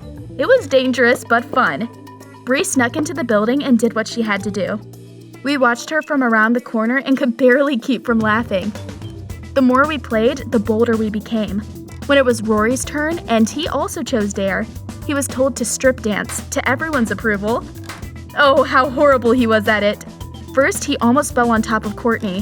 Then he got tangled in his shirt and knocked a vase over. Finally, he got stuck in his own jeans and collapsed on the floor. We were laughing like crazy once again. When my boyfriend's turn came, he didn't hesitate to say that he was choosing Dare and asked us to go easy on him. Rory thought a bit and said, "All right, man, you should kiss Courtney." I felt a bit uneasy. Was Derek really going to kiss my friend in front of me? But Derek didn't seem worried at all and immediately moved closer to her. They kissed, and I felt ready to cause a scene. But then I remembered that it was just a game, and I had suggested we play it myself. After some time, it was my boyfriend's turn again. He said he no longer wanted to perform any dares and chose truth. That was my chance. I immediately asked, "Derek, what kind of surprise have you prepared for me for our anniversary?" All of a sudden, I saw the startled look on his face. Then he thought about it and said cheerfully, "Wouldn't you like to know? It was supposed to be a surprise." With that, he took a small box out of his pocket and handed it to me. Was it really what I thought it was? I opened it and saw a beautiful ring inside. "Congratulations, my love. Thank you for being with me for a whole year," Derek said gently. I felt so happy. I immediately put on the ring and hugged Derek. All of our friends clapped and cheered, except for Martin. He suddenly chuckled and asked, "Derek, didn't you say it was for another girl?" Everyone looked at him startled. What was he talking about? And then Martin told me something interesting. About a week ago, he'd been going about his business when he'd seen Derek in one of the cheap pawn shops in the city. Martin had wondered what Derek had been doing there, so he'd gone inside and clapped Derek on the shoulder. At that moment, he'd noticed my boyfriend putting a ring in a box in his pocket. He looked spooked. Martin had asked if it was for me, but Derek had said that the ring was for another girl, and asked Martin not to tell anyone about their meeting. After hearing that story, my boyfriend laughed merrily and said that it had just been a prank. However, I still felt uneasy. I felt like he was hiding something from me. "All right, Martin, now it's your turn. Truth or dare?" Derek asked. Martin chose truth, and my boyfriend asked him, "How do you really feel about Felicia?" I saw Martin blush and look down. After thinking for a moment, he looked at me and said, "I'm in love with her. I have been for a long time." It came as a shock to me. I felt shy, but Derek just laughed and said, "I knew it. I noticed a while ago how much you've been pining for my girlfriend." And he told another story. One day, a sports competition had been held in our college. I'd gone to change after it was over and Derek was waiting for me. I'd been gone for a long time, so he decided to go and hurry me up. Imagine his surprise when he noticed Martin peeking at me in the locker room. We all gasped and looked at poor Martin. He suddenly got angry and said, "I really love her, and I hate the way you treat your girlfriend." What was Martin talking about? He then turned to Bree and asked, "Bree, are you choosing truth or dare?" My roommate looked scared but chose dare. Martin grinned and said, "Tell us what you told me about Courtney." I glanced at my best friend. She looked from me to Derek, startled. I felt uneasy again. The game no longer seemed fun, and what was happening scared me more and more. Bree started to scold Martin. She had trusted him with a secret and now he wanted her to tell it to everyone? But Martin said angrily that if Bree didn't say it, he would. So Bree stopped hesitating. She said she'd gone to the library in the summer and seen a familiar figure behind the trees there. That had been Courtney kissing some guy. Bree couldn't see who it was from the back. Bree had watched, and finally, the guy had turned around. That had been Derek. It couldn't have been. Everyone looked at me with sympathy. I couldn't believe what was happening. It all seemed like a stupid joke to me. I looked at my boyfriend, and he smiled uncertainly and said it was all a lie. Nothing like that had happened. But Courtney couldn't bear it any longer and broke down. A lie is what you're telling right now, Derek? When are you going to tell her? You promised me you would do it so long ago. I felt my world turn upside down. It couldn't be happening. I didn't want to believe it. But Courtney was telling the truth. It turned out she'd been secretly dating my boyfriend for the last 6 months. He'd promised her he would dump me on our anniversary and only be with her and give her a ring as a sign of his love. Yes, that's right. That ring had been meant for her. But Derek had got scared and given it to me. Don't listen to her, Felicia, Derek shouted, anxious. But Courtney didn't stop talking. She said if I didn't believe her, I could ask Rory. He knew the truth. She turned to him and said, "Come on, Rory, truth or dare?" Rory said it wasn't funny anymore and it was time to end this stupid game. Derek tried to hug me, but I pushed him away, tears running down my face. Only then did I realize that it was all true and my boyfriend had been cheating on me. I begged Rory to tell me the truth. Yes, tell us. What advice did you give Derek about Felicia? Courtney added angrily. Rory realized that we would not leave him alone and guiltily told us everything. A year ago, when we'd all been only starting college, Derek and he were looking for girlfriends among the freshmen. And then Rory had found out that I was from a very rich family. He'd suggested that Derek date me for the money, which Derek had. I listened to him and felt that I was about to lose it.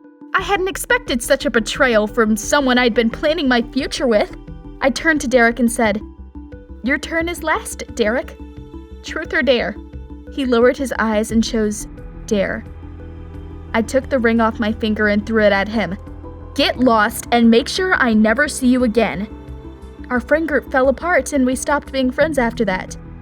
I wanted to know my boyfriend's small secret, but found out about a huge betrayal instead. The game showed me that my friends were all liars. Do you think I'll ever learn to trust guys again? Write in the comments down below. Hi, I'm Mary, and I'm 16. Tell me, do you like movies about the zombie apocalypse? Aren't you afraid of The Walking Dead? You're cool, but I'm afraid. What do you think? Can this really happen? And would we have to run and hide from the crowd of zombies? Write in the comments below. Meanwhile, I'll tell you my story about what I found at home and how it all ended. It started after my parents and I moved to another city and settled in a new house. It was an ordinary 2-story townhouse with a green lawn and a backyard barbecue. I'm sure many of you have the exact same ones. But one day, when my parents weren't home, I found something secret in our house. I was going down the stairs to the first floor when one of the steps creaked strangely. Why did this particular step make sound? Of course, another time I would have just walked past. But at that moment, I was bored and decided to explore the strange step. I began to touch it and realized that it was not fixed and could move.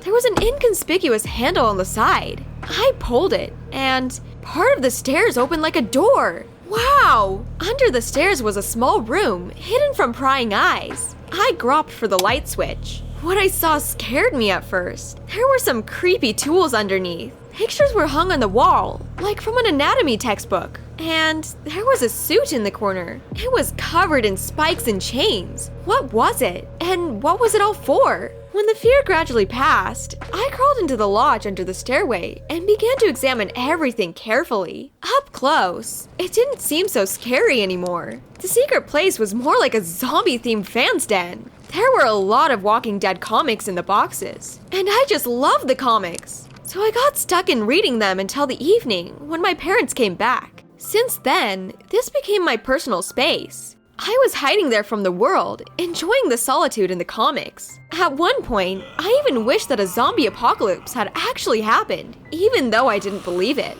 There was everything necessary for survival. A pile of canned food and pasta, a can of gasoline, and a brochure about the pharmaceutical company Allerbam, which was located nearby. But the more time I spent in the room under the stairs, the more I wondered who had built it. Who collected all these things here?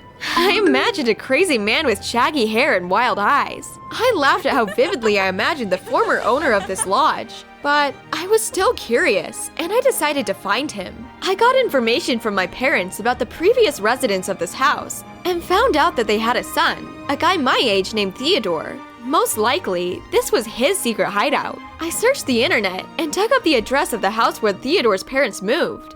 It was in our city, but in another district. I found their house pretty quickly. It was almost the same as ours. I looked over the fence and saw a guy in the backyard. He was sitting on the lawn, reading a book. I called out to him and asked, "Hey, isn't your name Theodore by any chance?" The guy looked at me in surprise and went to the fence. "Yes, it's me, and who are you?" The guy was pretty good looking, with sad, intelligent eyes. He didn't look like the crazy zombie fan I'd imagined. I told Theodore that my name was Mary, and I lived in their old house. I just wanted to meet the former residents. The guy smiled and said it was very good of me. He introduced me to his parents, who were very nice people. We drank tea together and chatted, but I didn't say anything about the secret room under the stairs, just in case. From that time on, we began to schmooze with Theodore in a friendly manner. He was very smart and well-read. It was very interesting to talk to him. Moreover, we had much in common. For example, we loved comics and could spend hours discussing the adventures of superheroes.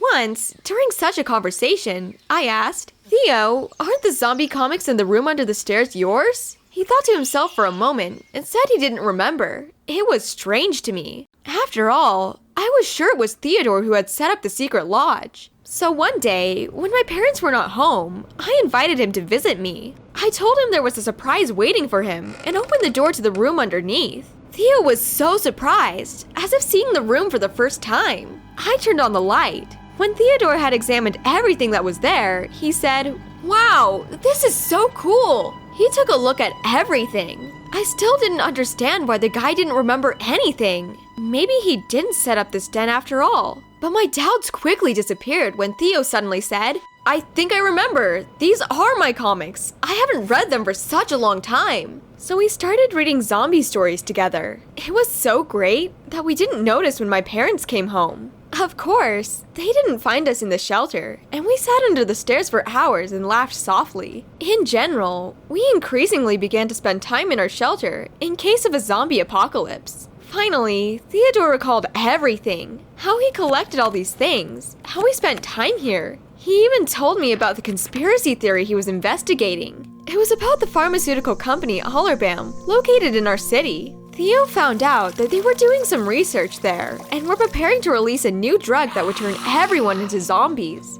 I laughed and said he was just a dreamer. But Theodore answered seriously, "You don't believe me? No one believes me. But it's true!" I didn't snicker at him anymore. Theodore just had a fertile mind. He spent more and more time in the lodge under the stairs, drawing something, making something. Sometimes I would come home from school, and he was already in the secret room. He stayed over there, and it started to scare me a little. Theo became nervous and restless, and I decided to stop it and not bring him here again. But before I could, Theodore disappeared. I just looked under the stairs one day, and he wasn't there. Along with him, some of the items disappeared. I was uneasy about it. Not that I felt sorry for the missing junk, but why would Theodore want it? And I felt that something bad might happen, so I rather ran to the guy's house. Theo's mom opened the door and said he wasn't home. And for a long time, she was very concerned herself. But after I told her about the secret room and what Theodore and I had been doing lately, she was horrified. "What have you done?" His mother screamed. She started running around the house and making phone calls. "What's going on?" I asked, surprised. And then the woman told me a terrible story about her son. It turned out that when they lived in that house, he found a storage room under the stairs and made it a den for himself there. The parents didn't mind. Theo always loved comics, and especially zombie themes, so we made a fan club there. At first, everything went well, but But over time, he became obsessed with the idea of a zombie apocalypse. And when he finally went crazy, he took a can of gasoline and went to the building of the company Allerbam to start a fire. He seriously believed that they would turn everyone into the Walking Dead. There, of course, he was stopped by the police and sent to a psychiatric clinic for treatment, where he spent 6 months. His parents had to change their house so that nothing else would remind him of the zombies. And then, I had realized what I had done. I refreshed Theodore's memories about what the doctors had tried to erase from his mind, and he went back to his old ways. It was urgent to save him.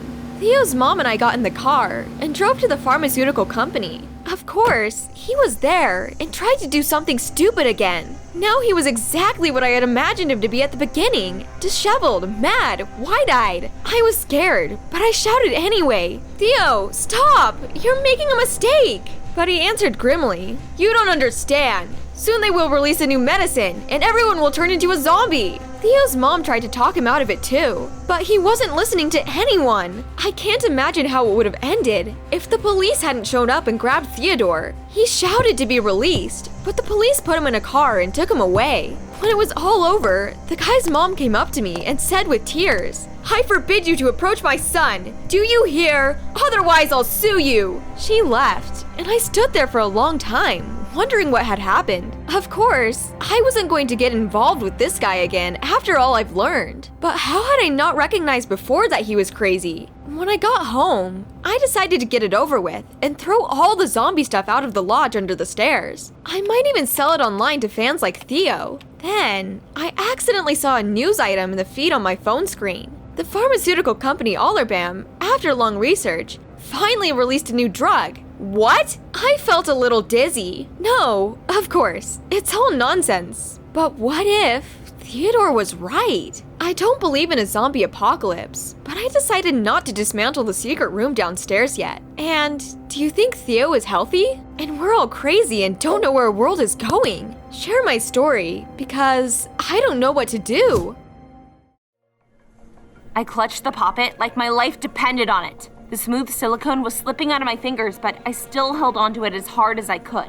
The boy, who was pulling on the other side of the toy, looked like he was about to cry, but I didn't care. In one sharp movement, I snatched the toy out of his hands and ran as fast as I could to the cash register.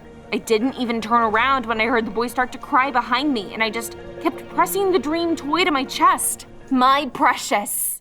Hi, my name is Cassie, and I'm 16 years old, and I can't wait to finally become an adult. I don't know why, but for as long as I can remember, I've always wanted to look older than I really was.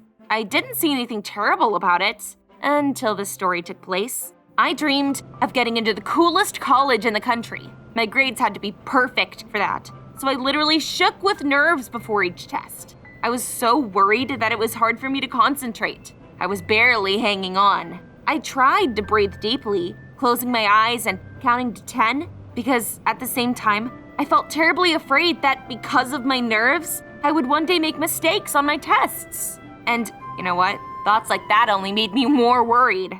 Some people might find the whole situation funny, but I wasn't amused at all. I was standing in front of the class before yet another important test, nervously shifting from foot to foot, when I suddenly noticed one of my classmates holding a strange, colorful object. I wasn't the only one who grew interested in it. Bradley was standing there, pressing the bubbles in, and gradually, he attracted a whole crowd. Guys were pushing each other and trying to ask questions. Everyone wanted to have a turn with that cool thing. Still extremely nervous, I cautiously moved, trying to get a better view of the toy. I was really curious, but I didn't want to ask what it was, because I thought it would sound stupid. Luckily, someone else in the crowd asked the question for me. Bradley said it was a poppet toy, designed to help fight stress. He also said that he'd been pushing the bubbles in for 10 minutes, and he wasn't even slightly worried about the test. That's just crazy, I thought. He'd brought some kindergarten toy to convince himself it was helping him. I thought the others would have the same reaction as me, but to my surprise, there was only a look of admiration in the eyes of everyone looking at the poppet. I gave my classmates a mocking look and moved away from them. I wasn't going to get involved in childish nonsense. I was quite capable of coping with stress without some colorful trash. Of course, I got the highest score for the exam, but you know what I thought was strange? Bradley's score was almost as high as mine. even though he'd never been an excellent student. When I got to school the next day, Bradley wasn't the only one holding a poppet. Another classmate of ours brought a similar toy. And once again, a whole crowd formed around her. You should have seen their greedy eyes as they lined up to play with it. And once again, I looked on with mockery. After that day, life at school started to change very quickly. Just a week later, every other student was walking around with a poppet. During the breaks, they traded them in small groups. Those who had no money for a toy brought all sorts of sweets to school to eventually exchange them. It seemed like everyone at school was obsessed with that stupid toy. And the more people around me grew interested in it, the more uncompromising I became. Let them all buy dozens of toys. I didn't care at all. I didn't need an anti-stress toy. I could deal with my nerves perfectly well, even though it was getting harder to do by the day. I couldn't stop thinking about the final exams. It seemed like all I did was read books, memorize formulas, and solve math problems. When I went to bed, I would be so stressed out, I wouldn't be able to fall asleep for hours. And even when I finally managed to doze off, I'd be solving geometry problems in my dreams. Long story short, sometimes I felt like I was truly losing my mind. I was sitting in the classroom, feeling incredibly tired before yet another practice test. I'd gone to bed very late the night before because I'd been preparing for it and I hadn't managed to fall asleep for most of the night. My classmates were trying to relax during the break, and, well, I decided to check the formulas one last time. Everything would have been fine, but my attention was caught by a poppet left unattended on the table by one of my classmates. It was like it was hypnotizing me. I tried so hard to read the textbook. My eyes kept getting drawn to the toy like a magnet. I remember clenching my fists as hard as I could. No, Cassie, you don't need some poppet. Stop it, I thought. But the problem was, I had actually been really curious about those toys for a long time. My classmates were so crazy about them, I couldn't help but want to touch one of them too. But it was so hard for me to admit that to myself, let alone to my friends. I couldn't help myself any longer. After looking around, I realized that this was the perfect chance. I was the only one in the class, and the bell would ring in 5 minutes. I couldn't resist. I carefully picked up the poppet as if I was afraid it would bite me. And gently, I pushed one bubble in, and then another. At first, nothing seemed to be happening. However, before I knew it, I couldn't stop. The material was so pleasant to the touch. And when I pressed on the bubbles, it felt like my nerves that had been stretched taut for so long were finally loosening up. The remaining minutes of the break flew by in an instant, and I didn't want to let the poppet out of my hands at all, so it was only by some miracle that I managed to put it back in its place in time. And you know what? You would never believe it. I had never nailed a test so easily in my entire life. I suddenly felt incredibly confident. My attention was completely focused on the answers, and I solved all of the problems. And in the end, I even handed in my test 5 minutes earlier than usual. Could poppets really work? Just 5 minutes had been enough to make me feel so much better. To my shame, the very next evening, I begged my mom for money to go to the store. I felt like a criminal, constantly looking around and feeling afraid that one of my classmates would catch me buying the toy. But luckily, everything went well. I couldn't let go of it the whole night. I played with it while reading a book. I pressed the bubbles while eating my dinner. Even in the bathroom, I brushed my teeth with one hand while pushing the bubbles in with the other. It was like a dam had broke inside of me, and I couldn't stop. I went to bed with it, of course, and then something amazing happened. For the first time in months, I fell asleep almost immediately. I didn't wake up even once during the night. I slept so peacefully, and in the morning, I felt refreshed and well-rested. This was some kind of magic. The toy helped me so much that I decided I was not going to stop at just buying one. I went to the store and bought a few of other colors. And then I opened an online store and I got lost. There was every kind of poppet you could think of there. Shaped like a unicorn head, an Among Us character, glowing, huge, small, and I really needed them all. A few days later, my room was filled with them. Things were not great at school. I really wanted to show off my collection, discuss the toys with my classmates, maybe even trade some of them. but I couldn't get over my pride, so I kept turning my nose up and saying it was all childish nonsense. One day, I found out there was a rare, extremely expensive poppet I'd long dreamed of buying at the store. And of course, as soon as the classes ended, I hurried there, but the poppets I wanted had already been sold out. It turned out that I wasn't the only one who was waiting for that collection. Feeling upset, I started to wander around the store when I suddenly noticed the poppet I wanted! The last one! Someone had thrown it onto a soft toy counter. And of course, I ran towards it, my arms outstretched. But when I grabbed it, some boy did at the same time. He tried to snatch the toy out of my hands and said that he had long wanted a poppet like that. I remember arguing with him for a few minutes about who had noticed the toy first before I finally managed to snatch it out of his hands. The toy was mine, and I was so happy about it. The next day, I was telling my classmates, as usual, all of these poppets of yours are utter nonsense. Normal people don't need them to relax. And then I turned around and saw him, that boy. You should have seen how angrily he looked at me. It turns out that he was a younger student at my school. What a coincidence. Oh, I felt so scared.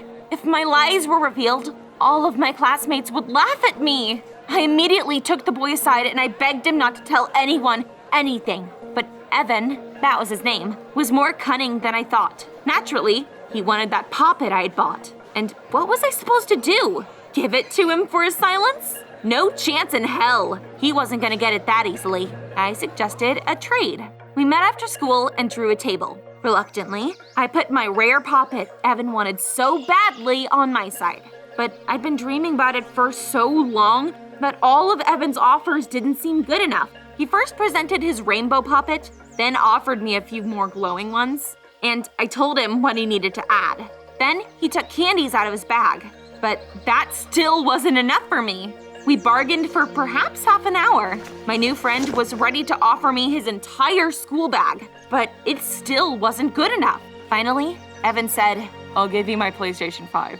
Wow, that was a real sacrifice. Of course, I immediately agreed to such an offer. I didn't want to give away the rare toy, but the console was worth it. Terribly pleased, I set it up, downloaded a couple games, but I didn't really have any time to enjoy playing them. A couple of days after that, Evan showed up on my doorstep in tears. It turned out he hadn't asked his parents for permission before giving away his console. And when they found out what he'd traded their expensive gift for, they had been furious, of course. Hell, I had been right to suspect some kind of trickery. It was really very stupid to trade a piece of silicone for such an expensive thing. But no one had forced Evan to. It was my console now.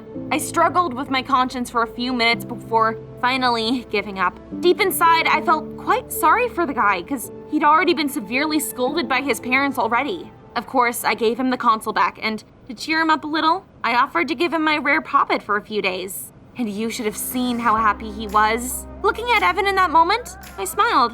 After a while, we became good friends. Finally, I could discuss poppets with someone other than my classmates without feeling embarrassed or ashamed of myself. Tell me, have you tried out this toy yet? If so, share your impressions in the comments down below. As for me, well, I think I'll go play with my poppets some more. This is the SCP Foundation, a secret organization that finds and studies anomalous objects all over the planet. These are the Foundation's secret files. You may already be familiar with them. And these are the stories of ordinary people who got lucky to encounter the most horrifying creatures in the world. The SCP Chronicles reveal new details about the anomalous objects you didn't know before.